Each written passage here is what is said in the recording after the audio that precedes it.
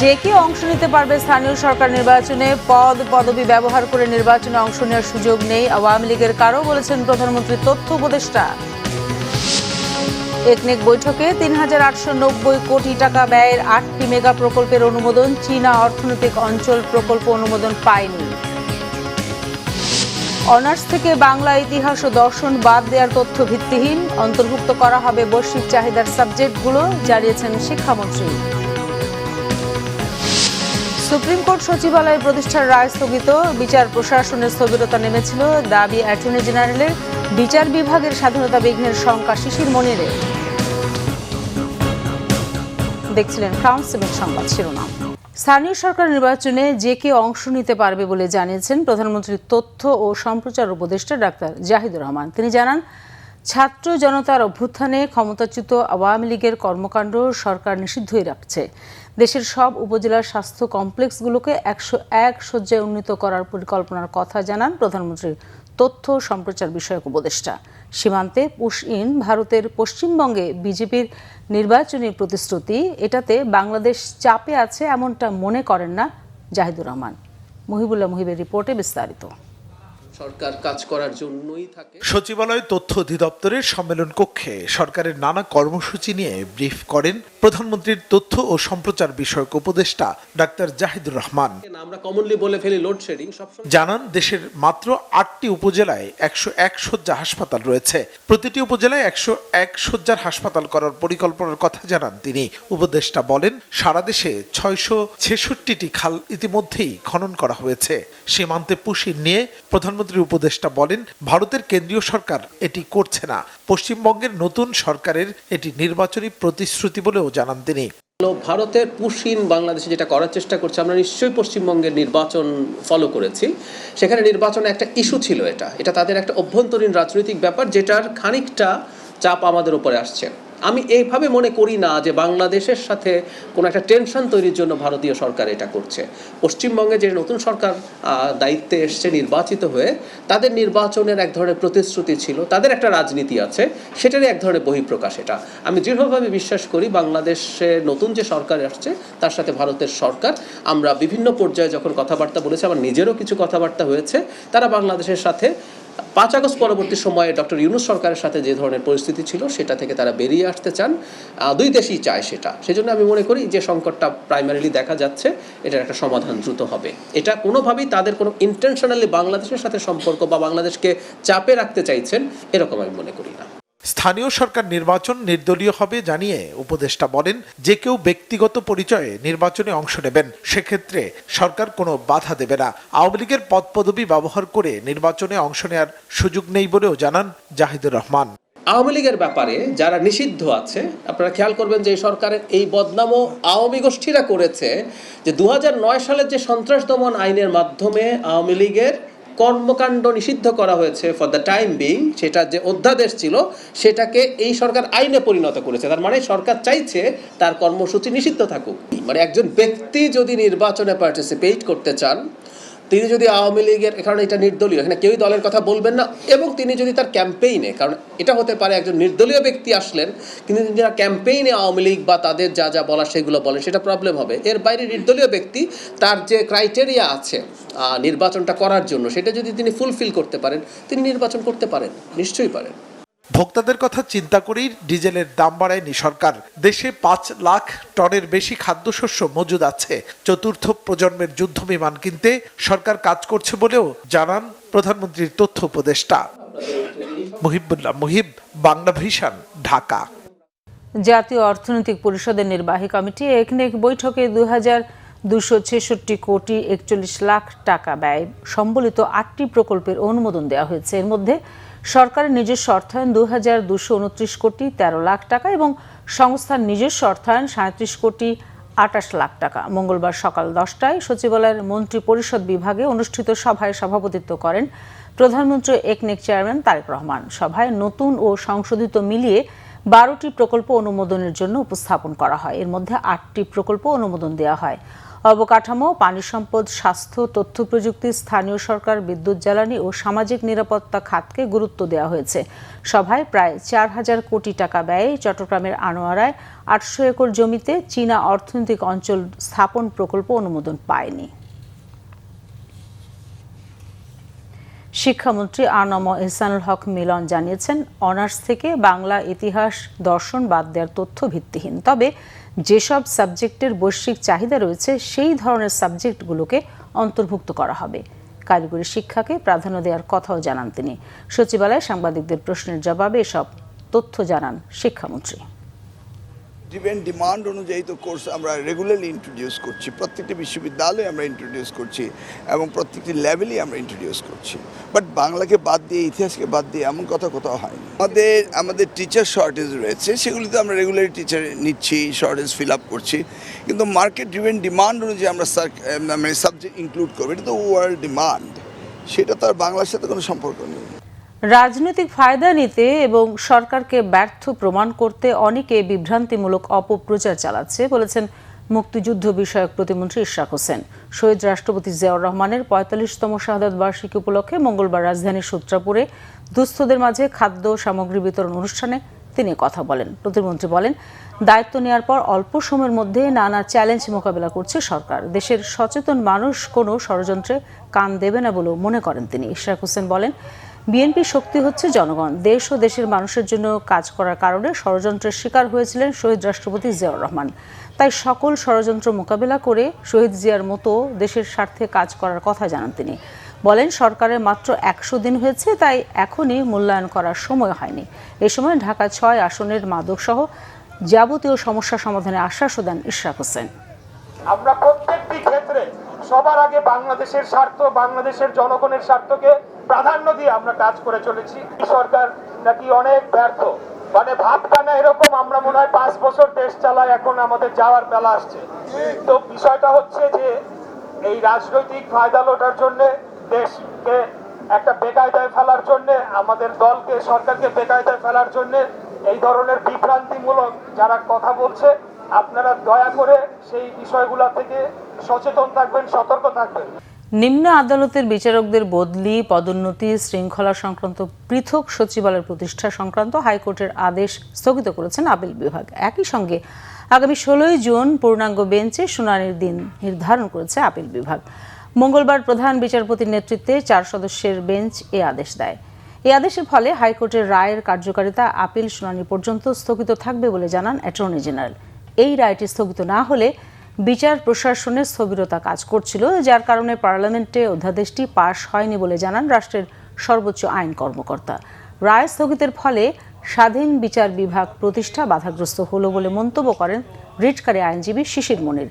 বর্তমান সংবিধানের 116 অনুচ্ছেদ অনুযায়ী বিচারকর্ম বিভাগে নিযুক্ত ব্যক্তিদের এবং বিচার বিভাগীয় ম্যাজিস্ট্রেটদের নিয়ন্ত্রণ ও শৃঙ্খলা বিধান রাষ্ট্রপতির ওপর ন্যস্ত। 1972 সালের মূল সংবিধানের 116 অনুচ্ছেদ অনুসারে অধস্তন আদালতের নিয়ন্ত্রণ ও শৃঙ্খলা সংক্রান্ত বিষয় ন্যস্ত ছিল সুপ্রিম কোর্টের ওপর। এ সংক্রান্ত এক রিটের রায়ে নিম্ন আদালতের নিয়ন্ত্রণ ও শৃঙ্খলা সংক্রান্ত 1972 সালের সংবিধানের 116 অনুচ্ছেদ পুনর্বহাল করেন হাইকোর্ট।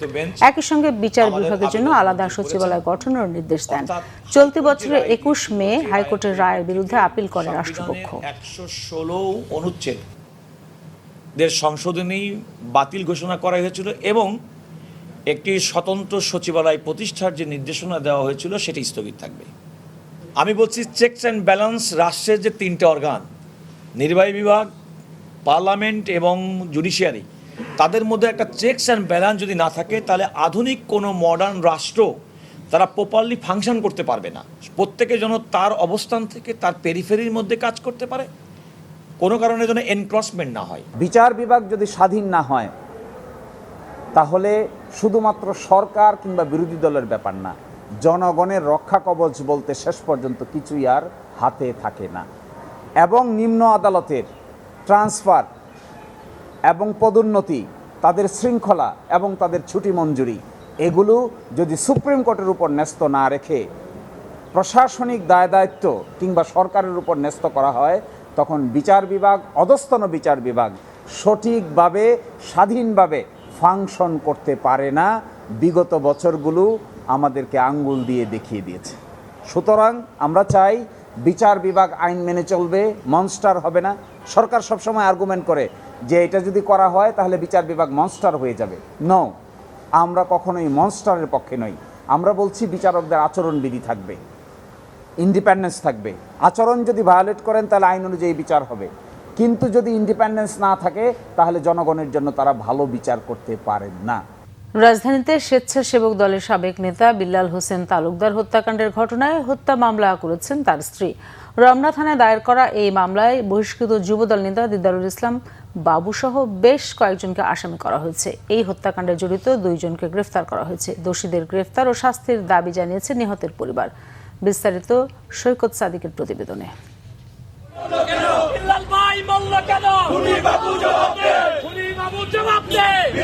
মঙ্গলবার দুপুরে রাজধানীর রমনা থানার সামনে স্বেচ্ছাসেবক দল নেতা বিল্লাল হোসেন তালুকদার হত্যার প্রতিবাদে বিক্ষোভ জানান তার স্বজন ও দলের নেতাকর্মীরা। সোমবার রাতে রাজধানীর মৌচাক আনারকলি মার্কেটের সামনে ছুরিকাঘাতে নিহত হন রমনা থানার স্বেচ্ছাসেবক দলের নেতা বিল্লাল হোসেন।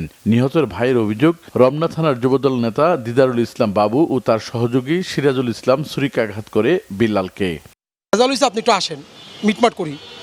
তো আমার ভাই সরল মনে বাবু ডাকছে, বাবু না ছোটো ভাই, তো উনি গেছে। যার পরে দেখো ওইখানে 100 পোলাবানের মতো নিয়ে আরও প্রস্তুত। এক কথা দুই কোনো কথা নাই, আমার ভাইয়ের বুকে একটা স্টেপ করছে, একবার বুকে বিন্দু পরিমাণ ভুল নাই যে পরিকল্পনা ছিল না ওদের। কারণ আমার ভাইয়ের শরীরে কোথাও আঘাত করে নাই, একবারে ফুসফুস বা হার্টে একবার আঘাত করছে, একটা আঘাতই করছে। তার মানে ওদের উদ্দেশ্য ছিল আমার ভাইকে মারার। বাবুকে প্রধান আসামি করে রমনা থানায় মামলা করেছেন নিহত বিল্লালের স্ত্রী। ঘটনায় মামলা প্রক্রিয়াধীন, আশা করি আধা ঘন্টা মামলা রেকর্ড করা হয়ে যাবে। আমাদের মূল কাজটি হচ্ছে আসামি যারা আছে তাদেরকে অ্যারেস্ট করা, এইটা হচ্ছে আমাদের এখন মূল কাজ। এর পরবর্তীতে জিজ্ঞাসাবাদের যে বিষয় পর্বটা আছে তখন আমরা জিজ্ঞাসাবাদ করে এই বিষয়গুলো সম্পর্কে আপনাদেরকে ধারণা দিতে পারবো বা বলতে পারবো। ঘটনার পরই মাঠে নামে পুলিশ, সিআইডি সহ আইনশৃঙ্খলা বাহিনীর সদস্যরা। গ্রেপ্তার করা হয়েছে 19 নং ওয়ার্ডের যুবদলের আহ্বায়ক আল আমিন মাহিন ও যুবদল কর্মী রিয়াজুল ইসলামকে। একটা সালিশের মতো মানে মিউচুয়াল করে দেওয়ার একটা ব্যবস্থার মধ্যেই পরিপ্রেক্ষিতে সেখানে তর্ক বিতর্ক ওনার সাথেও শুরু হয় এবং প্রতিপক্ষে আরেকজন যুবদল নেতাও ছিলেন যিনি দিদারুল ইসলাম বাবু নামে। তো ওই তর্ক বিতর্কের এক পর্যায়ে কোনো একজন তাকে তার বুকে ছুরিকাঘাত করে এবং পরে ঢাকা মেডিকেলে নিয়ে গেলে উনি মৃত্যুবরণ করে। তো তদন্তের পরেই আসলে এর মোটিভ এবং কী কারণ এবং পূর্ব শত্রুতা অথবা যেটাই হোক সেটি জানা যাবে। মঙ্গলবার দুপুরে নয়াপল্টন বিএনপির কেন্দ্রীয় কার্যালয়ের সামনে বিল্লাল হোসেন তালুকদারের জানাজা অনুষ্ঠিত হয়। সৈকত সাদিক, বাংলা ভিশন, ঢাকা। চট্টগ্রাম মহানগরীর বাকুলিয়ায় 4 বছরের শিশুকে ধর্ষণের মামলায় চার্জ গঠন করেছেন আদালত। কাল বুধবার থেকে সাক্ষ্য গ্রহণ করা হবে। দুপুরে চট্টগ্রামের শিশু সহিংসতা দমন ট্রাইব্যুনালের বিচারক সৈয়দা হাফসা ঝুমার আদালতে এই মামলার একমাত্র আসামি মনিরের উপস্থিতিতে চার্জ গঠন করা হয়। শুনানিতে বুধবার 1 থেকে 9 জনের সাক্ষ্য গ্রহণ করবেন আদালত। এর মধ্যে মামলার বাদী, প্রত্যক্ষদর্শী ও চিকিৎসক সহ 9 জনের কাছে সমন জারি করা হয়েছে। এর আগে শুনানির শুরুতে আসামির পরিবারের সদস্যদের কাউকে উপস্থিত করতে 1 ঘন্টার জন্য বিরতি দেওয়া হয়।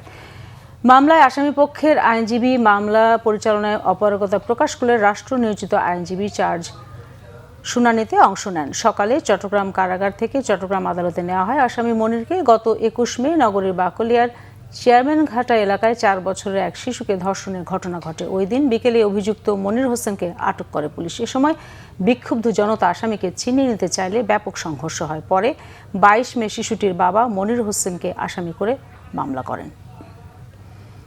নাটোর জেনারেল হাসপাতালে মেয়ের চিকিৎসা নিতে গিয়ে মা ধর্ষণের শিকার হয়েছেন বলে অভিযোগ উঠেছে। এ ঘটনায় 3 জনকে গ্রেফতার করেছে পুলিশ। এ ঘটনায় দুপুরে ভুক্তভোগী মায়ের বাবা নাটোর সদর থানায় মামলা করার পর পুলিশ অভিযান চালিয়ে তাদের নিজ নিজ বাড়ি থেকে ধর্ষক সহ 3 জনকে গ্রেফতার করে। অভিযুক্ত পরিচ্ছন্নতা কর্মীরা হলো অমিত, অনিল ও প্রাঙ্গণ। মামলায় বলা হয়, গত 5 জুন সন্ধ্যায় অসুস্থ মেয়েকে নিয়ে নাটোর জেনারেল হাসপাতালের শিশু ওয়ার্ডে ভর্তি হন ভুক্তভোগী মা।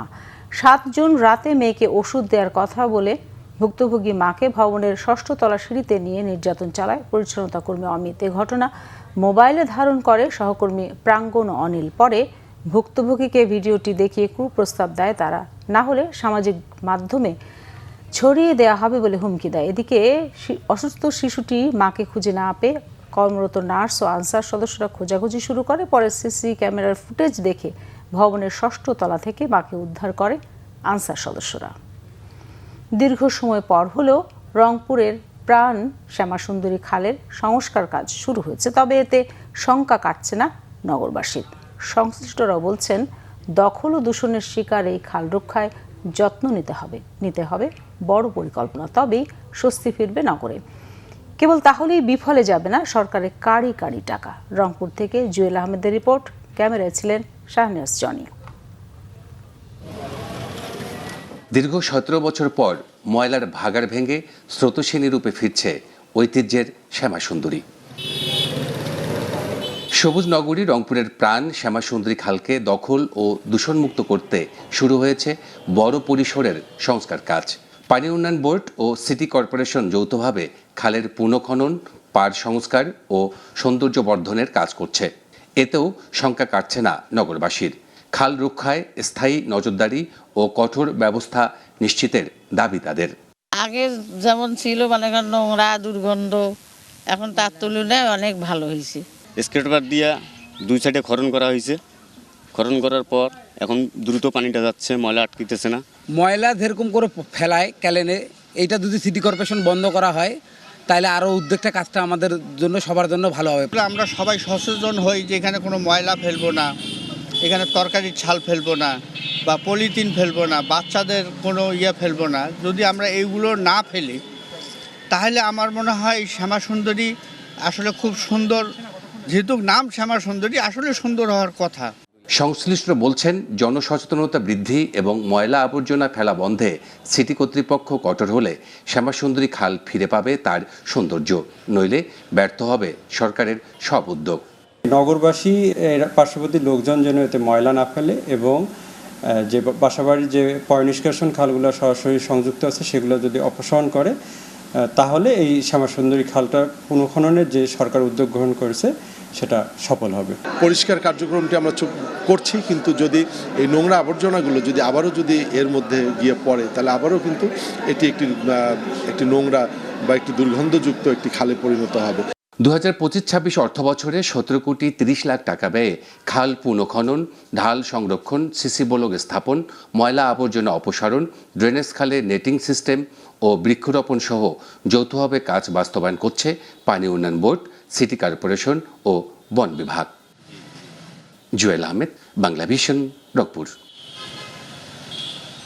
জামালপুর সীমান্তে আবারও বিএসএফের পুশ ইনের চেষ্টা রুখে দিল জামালপুর 35 বিজিবি ও স্থানীয়রা। সোমবার মধ্যরাতে দেওয়ানগঞ্জের বাঘারচর সীমান্তের কুমারেরচর এলাকায় 18 জনকে পুশ ইনের চেষ্টার সময় এ ঘটনা ঘটে।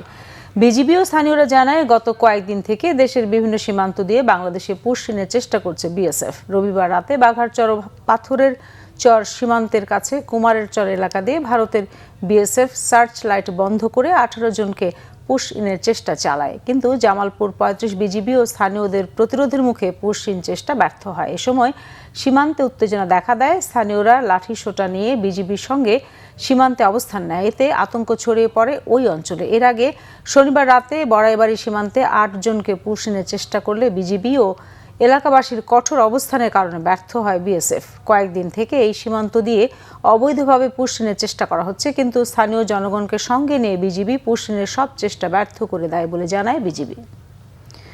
চট্টগ্রামে উদ্বোধন হলো দেশের প্রথম satellite ground station for marine remote sensing SGS-MRS। Chattogram বিশ্ববিদ্যালয় ক্যাম্পাসে স্থাপিত গ্রাউন্ড স্টেশনটির আজ আনুষ্ঠানিক উদ্বোধন করা হয়। এতে প্রধান অতিথি ছিলেন ভূমি ও পার্বত্য চট্টগ্রাম বিষয়ক প্রতিমন্ত্রী ব্যারিস্টার মীর মোহাম্মদ হেলাল উদ্দিন। একই সাথে ছিলেন চট্টগ্রাম বিশ্ববিদ্যালয় উপাচার্য অধ্যাপক doctor Mohammad Al Forkan, UGC chairman professor doctor Mamun Ahmed, চীনা দূতাবাসের প্রতিনিধি এবং চট্টগ্রাম বিশ্ববিদ্যালয়ের উপাচার্য সহ দেশি বিদেশি বিশেষজ্ঞরা। অত্যাধুনিক এই কেন্দ্রটি চালুর ফলে বঙ্গোপসাগর উপকূলীয় অঞ্চলের রিয়েল টাইম তথ্য মাত্র 10 থেকে 15 মিনিটের মধ্যে পাওয়া যাবে, যা বর্তমানে বিদেশি উৎসের উপর নির্ভর করে পেতে 20 থেকে 30 ঘন্টা পর্যন্ত সময় লাগে। টাঙ্গাইলের সখীপুরে দাঁড়িয়ে থাকা বাঁশ বোঝাই ট্রাকের পেছনে মুরগি বোঝাই পিকআপ ভ্যানের ধাক্কায় পিকআপের চালক সহ 4 জন নিহত হয়েছে। এই ঘটনায় ট্রাকের একজন গুরুতর আহত হয়েছে। ভোর 4:30টার দিকে সখীপুর সাগরদিঘি সড়কের কালিয়া ঘোনার চালা এলাকায় এ দুর্ঘটনায় নিহতরা হলেন পিকআপের চালক নূর নবী, হেলপার রফিকুল, সাগর ও সুমন। লাশগুলো থানায় নিয়ে গেছে পুলিশ। আহত জহুরুল ইসলাম ট্রাকেই ছিলেন। স্থানীয়রা জানান, বাঁশ বোঝাই ট্রাকটি ঘটনাস্থলে দাঁড়িয়েছিল। এ সময় ঢাকা অভিমুখী মুরগি বোঝায় পিকআপ ভ্যানটি সেখানে দাঁড়িয়ে থাকা ট্রাকের পেছনে ধাক্কা দেয়। এতে ঘটনাস্থলে পিকআপের 4 জন নিহত এবং 1 জন আহত হন।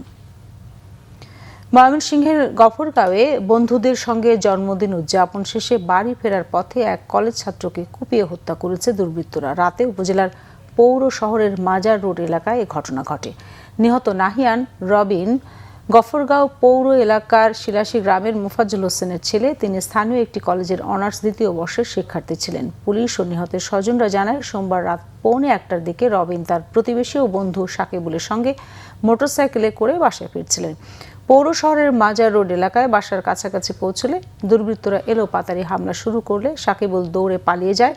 দুর্বৃত্তরা রবিনকে ধরে লোহার রড ও অস্ত্র দিয়ে কুপিয়ে গুরুতর আহত করে। স্থানীয়রা রবিনকে উদ্ধার করে প্রথমে গফরগাঁও উপজেলার স্বাস্থ্য কমপ্লেক্সে, পরে অবস্থার অবনতিতে ময়মনসিংহ মেডিকেলে নিয়ে গেলে কর্তব্যরত চিকিৎসক মৃত ঘোষণা করেন। এদিকে সকালে নোয়াখালীর বেগমগঞ্জে প্রকাশ্যে ফারুক হোসেন নামে এক যুবককে গুলি করে গুরুতর আহত করেছে দুর্বৃত্তরা। উপজেলার হাজিপুর ইউনিয়নের কালামিয়ার পোল এলাকায় এই ঘটনা ঘটে।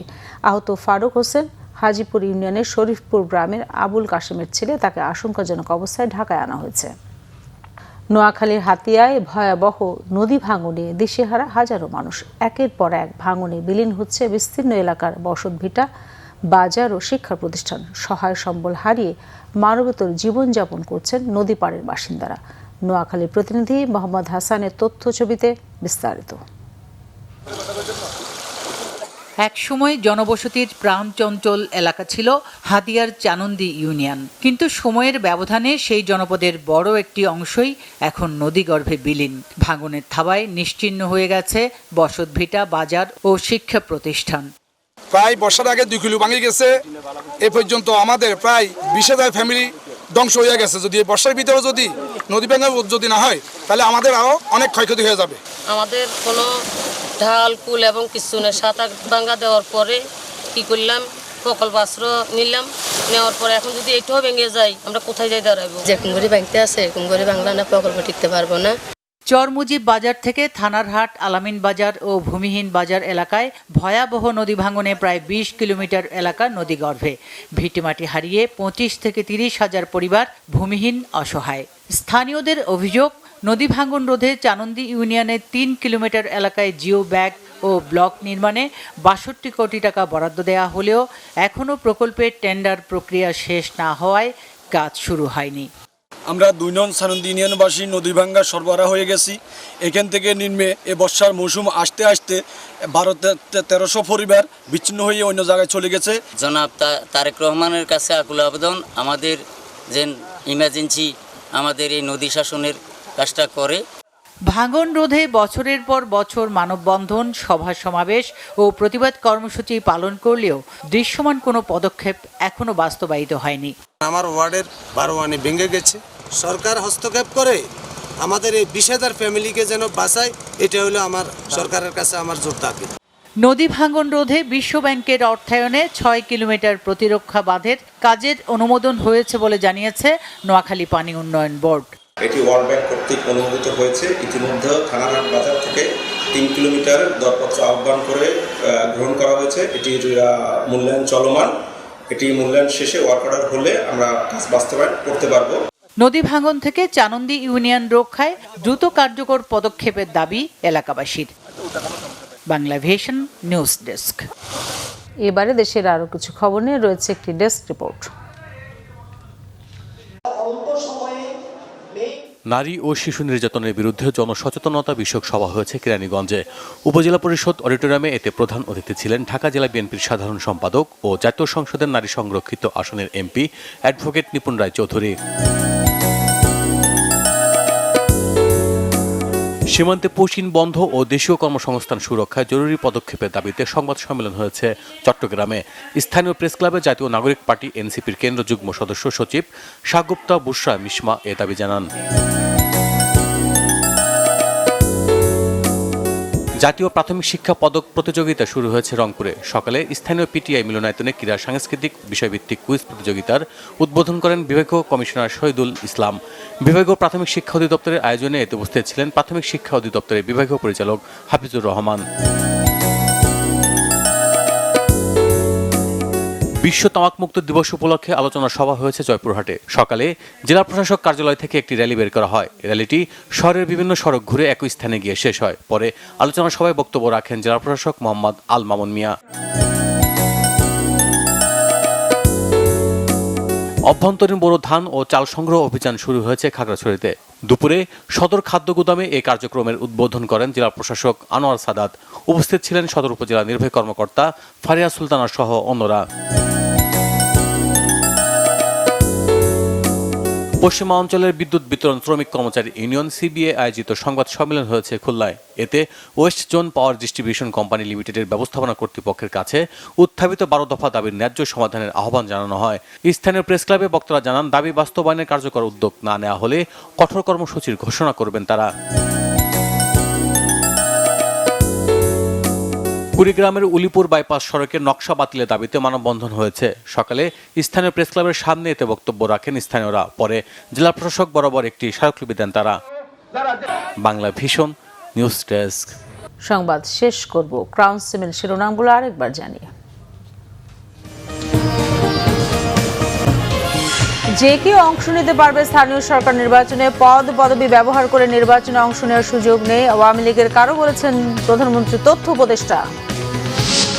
টেকনিক বৈঠকে ৩,৮৯০ কোটি টাকা ব্যয়ের ৮টি মেগা প্রকল্পের অনুমোদন। চীনা অর্থনৈতিক অঞ্চল প্রকল্প অনুমোদন পায়নি।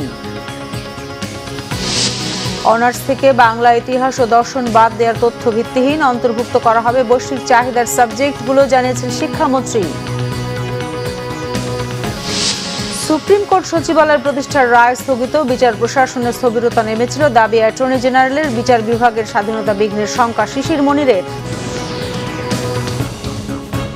দর্শক, এই ছিল এখনকার মতো। পরের সংবাদ সন্ধ্যা 7:30টায় দেখার আমন্ত্রণ রইল। এছাড়া বাংলা ভিশন সংবাদের সংবাদ সংশ্লিষ্ট অনুষ্ঠান দেখতে ভিজিট করুন www.bvnews24.com ও facebook.com/banglavisionnews এবং সাবস্ক্রাইব করুন youtube.com/banglavisionnews। ধন্যবাদ সবাইকে এতক্ষণ সাথে থাকার জন্য।